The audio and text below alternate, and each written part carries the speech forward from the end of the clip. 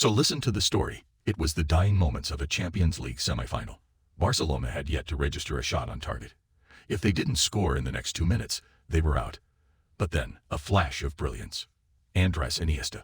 For years, Iniesta had been called shy, discreet, humble, overlooked in the shadow of louder stars. Yet, as the ball broke to him in the box, he calmly slotted it past the keeper. The stadium erupted. Barcelona were through to the final. The world was stunned, but Pep Guardiola wasn't. He had seen it before. On July 21, 1999, while the senior Barcelona squad relaxed in the stands, their under-14s played in the Club World Cup final at the Camp Nou. It was supposed to be a quiet afternoon.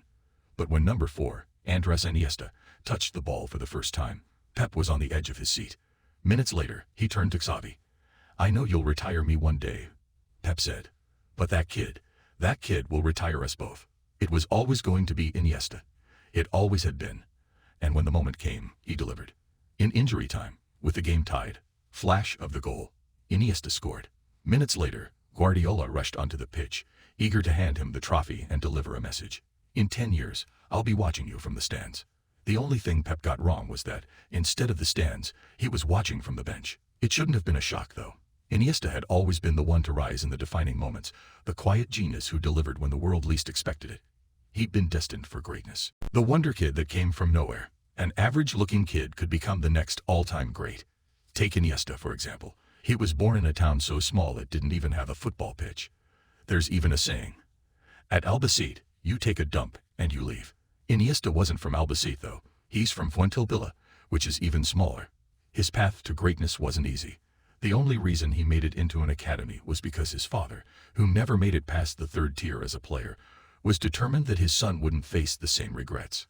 He went through his phone book and reached out to one of his old managers, Pedro Camacho, who got Iniesta a trial at Albacete.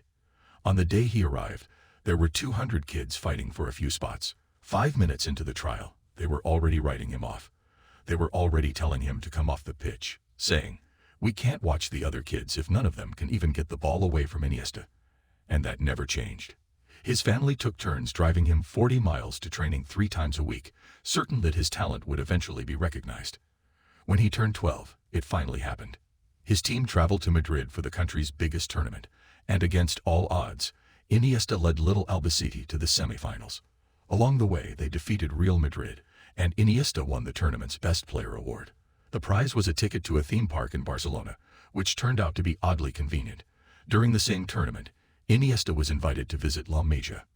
That invitation, however, created a bit of a conflict of interests, as it was a clear sign his future lay elsewhere. How Iniesta almost ended up at Real Madrid. Believe it or not, Iniesta had already told reporters he was Real Madrid through and through. With the Camacho family involved, many expected him to end up there, but Madrid scouts kept insisting he was too small. While they waited for him to grow, Barcelona swooped in and signed him, making him the youngest player at La Masia. It was embarrassing for Real Madrid to let him slip away, but the situation worsened just a year later. After that famous moment with Guardiola, Iniesta was training with Barcelona's first team. Real Madrid spent the next 7 years trying to undo their mistake. In fact, just after Iniesta won the U16 Euros, it seemed Real might finally get their chance. His father began negotiating his first professional contract, but Barcelona had just spent a record 35 million euros to sign Saviola, making him the world's most expensive teenager. So the club started lowballing Iniesta. Things got so bad that his father, frustrated with the negotiations, bluntly told them, "We're going to Madrid." That statement made it clear Iniesta's future was no longer in doubt. Had it not been for Barcelona president Joan Gaspart personally stepping in to resolve the situation, who knows what might have happened. A year later, after Iniesta won the U19 Euros, Real Madrid grew desperate. According to Iniesta's father, they had to constantly ignore their calls. At one point, even Carlos Sainz, the 2-time World Rally champion and a die-hard Madridista, kept calling, trying to convince them to bring the kid to Madrid. But it didn't work. Instead, the following year, Iniesta made his debut for Barcelona. By 2005, no player had made more appearances for the club than him. There was just one problem. 90% of those appearances were off the bench. Iniesta had become the player who only started when someone else was injured, a second-tier player, in the eyes of some. The next season, his frustrations grew. When Xavi suffered a torn ACL, Iniesta seized the opportunity, taking full control of the midfield and proving he was ready to be the star player Barcelona had been waiting for. As Barcelona stormed toward the Champions League final, Iniesta played every single minute, consistently outshining everyone. Yet, when the team sheet was released for the final, he was on the bench. Even his teammates were shocked. For 45 minutes, Iniesta watched as Barcelona struggled against a 10-man Arsenal. It wasn't until Samuel Eto'o approached the bench, asking why Iniesta wasn't on the pitch, that Rijkaard realized his mistake. With 3 substitutions, he changed the game. Henrik Larsson assisted both of Barcelona's goals, and Belletti scored the winner. But when Thierry Henry was asked about that final, he said, "We all know the story of Larsson and Belletti, but the person who killed us that day was Andres Iniesta." Despite this, Iniesta's performance earned him a call-up to the World Cup squad, even though he hadn't yet played for Spain in a competitive match.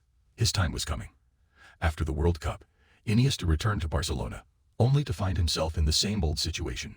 Benched, fetching water for the superstars, or played out of position, while pundits criticized the idea of pairing 2 fragile midfielders. Despite the constant struggles, when Real Madrid made their move for him, triggering his release clause with a €60 million offer and a blank check, Iniesta turned them down. This was despite being one of the lowest-paid players in the squad, enduring criticism, and fighting for his place. His loyalty to Barcelona was unwavering, and he chose to stay, even amidst all the challenges. How Pep Guardiola saved Iniesta's career. Thankfully, the scare with Real Madrid served as an eye-opener for Barcelona. They renewed Iniesta's contract and made him a regular starter. But even then, Rijkaard still played him on the wing. In a way, it made sense. Every year, Don Bellon named him one of the best players in the league. If it ain't broke, don't fix it, right?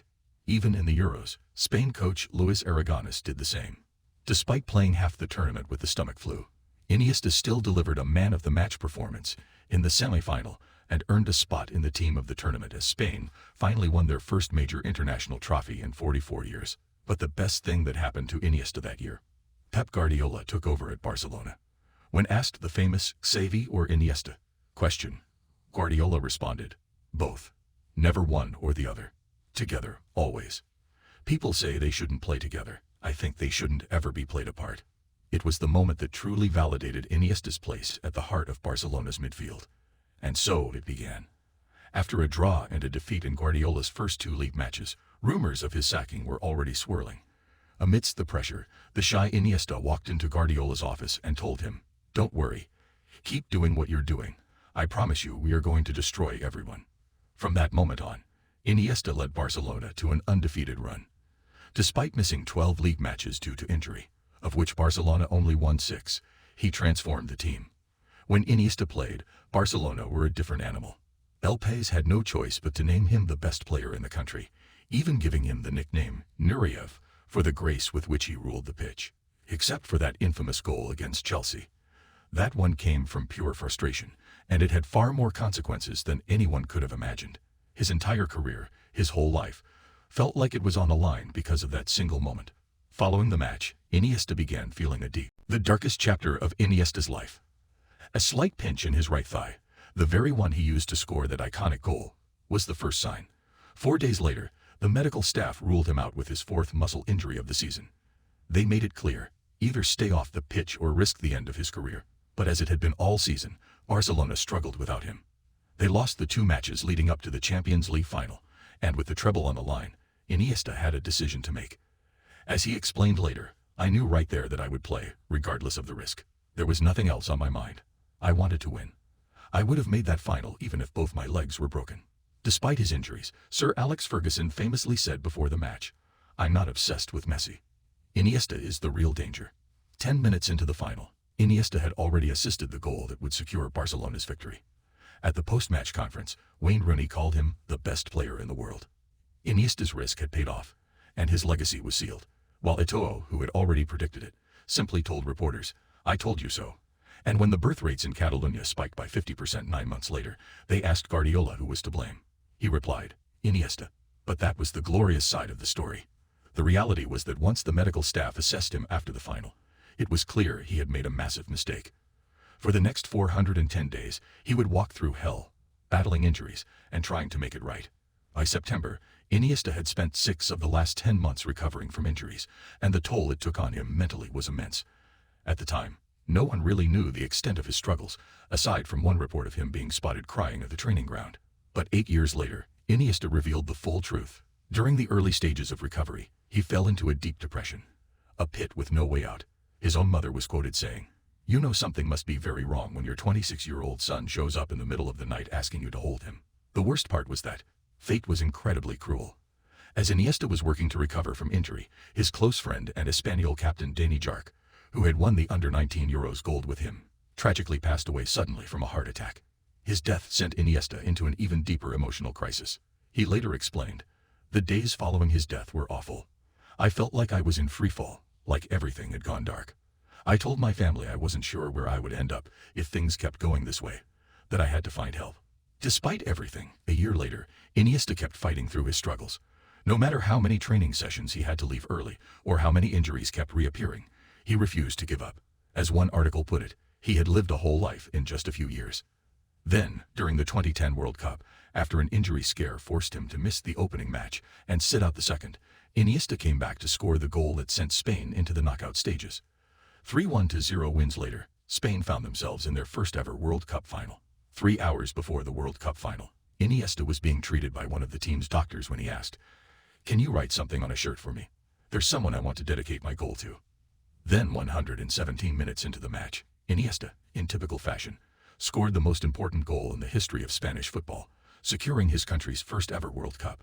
As he ran to celebrate, he lifted his jersey to reveal the message, "Dani Jarque, always with us." In that moment, Iniesta's quiet strength transcended the game. The next time he faced Espanyol, their fans gave him a standing ovation, showing their respect for a man who would become much more than a rival. One newspaper wrote, "This is a once-in-a-lifetime event for a once-in-a-lifetime man."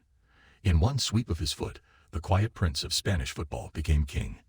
But more than the victory, that goal gave Iniesta the strength to close the darkest chapter of his life.